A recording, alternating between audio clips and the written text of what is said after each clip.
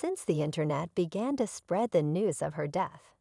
An online video of one of the friends, Daejanae Jackson, allegedly beating Shanquella before she died has surfaced. Naturally, Jackson's picture is also being shared online. However, a recent development in the deceased's friendship with Ginny has made it clear why she desired vengeance on Shanquella. To learn more about the video, keep watching. You must have seen Shanquella Robinson being beaten up by a woman, we are certain. The victim's traveling companions stayed in the room and used their phones to record the brutal assault. The names and images of the friends who were with the 25-year-old victim have appeared online since the video went viral. Khalil Winter Donovan, Alice Hyatt D., Janie Jackson, and Nizer Wiggins have all been questioned by a lot of people.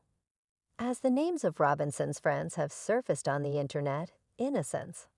Although there isn't much information about Jackson on the internet, the six are said to have deleted their social media accounts.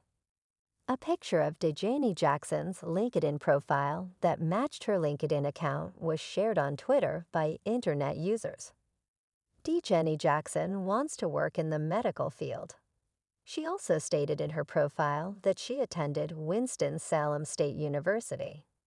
She also worked at Blue Rhino in Greensboro, North Carolina, according to the profile.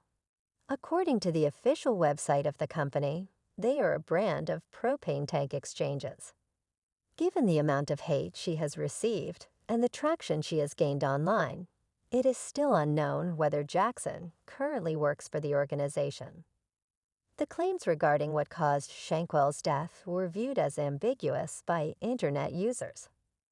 People on the internet are convinced that this group of friends was to blame for Robinson's death, and a video of Jackson allegedly beating Robinson up before she died supports this belief. Colley was a member of the group. Cook. Shanquella is said to be his 5-year best friend. He had been cared for by her family after spending time with them. Another friend was Nizer Wiggins, who has already declared his innocence on Instagram. He says that he was the only one who stayed by Shanquella's side when she was dying and took care of her when she was sick. Other than what we've seen in the surface videos, not much is known about her friends Malik Dyer, Witter Donovan, and Alice Michelle Hyatt. The public, on the other hand, is most interested in Ginny Jackson, the group's last friend. Shanquella had previously interacted with Daejanae, a college friend, prior to the trip. Sadly, however, it is also believed that she abused Shanquella in the video. The fact that Shanquella and Daejanae used to be best friends is even more appalling. It goes without saying that the enigmatic tale has piqued the interest of the general public. Even though everyone agrees that her death was tragic, many people are attempting to use it as a cautionary tale, arguing that this is the reason why you shouldn't call everyone your friend. Why? Because the friend went on vacation with friends she knew and trusted for a long time, Shanquella. These were people she had never met before. She and her family were familiar with these individuals, particularly Khalil and Daejanae. We believe that Ginny and Khalil were Shanquella's best friends for even longer than the 5 years that Khalil was Shanquella's best friend. And what exactly is this? The Cavo-6 callousness has people talking and going crazy. You may already be aware that Shanquella's friend Khalil informed her parents Salamander and Bernard that Shanquella had passed away from alcohol poisoning shortly after her death. However, after the victim's family contacted the FBI regarding the enigmatic death of their daughter, they discovered that Shanquella did not die from the same cause. Salamander disclosed in an interview that the FBI discovered that her daughter had a cracked spine in the back and a broken neck. Additionally, Queer Long, Shane Quitley's sister, expressed doubt regarding the group of friends. In an interview, Long stated, "Now that things have occurred, I can go back and say that was why he was pacing. I mean, you would have thought he was high, nervous, sweating, grabbing his beard, or something like that." At the time, it had to be killing him. 2 videos from the trip have surfaced thus far. The most well-known is the one in which Shanquella and Ginny fought with what appeared to be one side. Since then, another one has been found in which Shanquella calls for her friends, but when she enters the room, they all remain silent.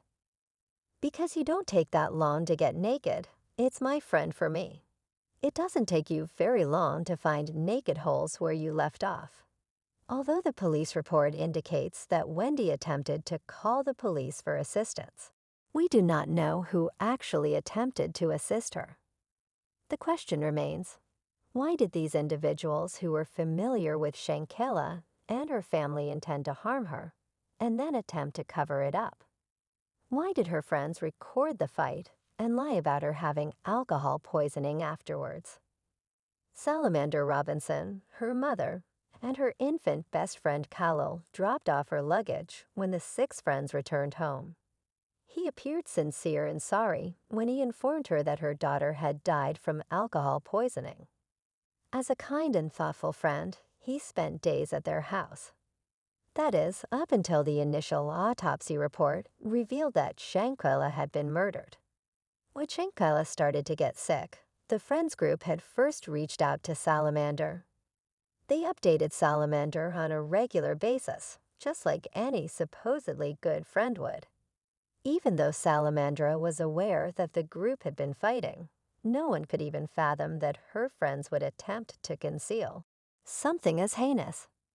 Salamander, on the other hand, was aware of a problem as soon as the group returned home to find that their narratives did not match.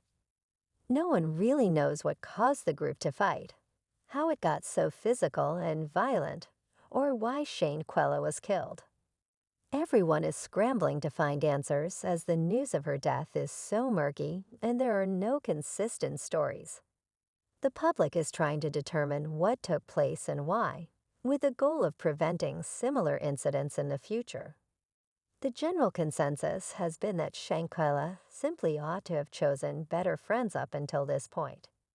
Numerous posts from vloggers and other influencers have attempted to use this as an example of why you should be careful who you hang out with. But it's not that simple. Shanquella was probably aware of the people she went to Mexico with. She believed in them. Furthermore, they were trusted by her family. Shanquella seemed like the kind of person who would do what many African Americans are taught to do: take your friends along. Because everyone eats when they eat. It just seems like those friends didn't feel the same way. Furthermore, pointing the finger of blame at Shanquella is really nothing more than victim blaming. A girl who passed away. She adored her neighborhood. She adored her companions. It is not her fault that her friends do not share that love. She believed she was with trustworthy people. She had known these people for a long time. The perpetrators are to blame for the murder of a friend. Their decision was to harm her. Shanquella's only action was to love these people. Shanquella is not to blame for that. Those who attempted to cover up her injuries are to blame. The bravado. Check to see if the fans concur. Ginny Johnson, a fan wrote, is the reason for fighting. Even if this big age is true, they caught her beating Shanquella in the same spot where she was found to have suffered injuries in her autopsy.